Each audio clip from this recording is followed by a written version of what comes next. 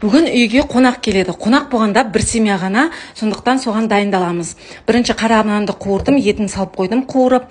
Содан кейін фруктыларды салдым. Мынау фруктылар бар ғой, көрініп тұрған шығар, күшті свежий. Мына апельсинді 2 күн заказ берген болатын, бұл әлі ұмытып кеттім, соны турадым.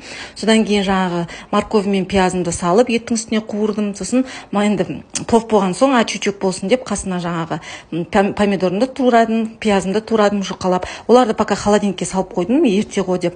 Сосын тамағым аз болып қалар, тем более балалар көп дедім де. Оларда еще 2 бала, еще біздің 3 бала. Сосын пицца жасадым. Бір пицца, как обычно, сосискамен, екіншісі фаршпен.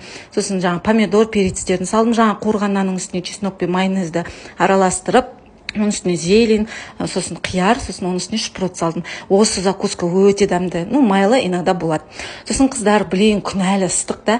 Мен бар ғой, жаман қиналып кеттім осы бар ғой. Енді ыстықтан осындай ыстық кезде қонақ шақыру деген.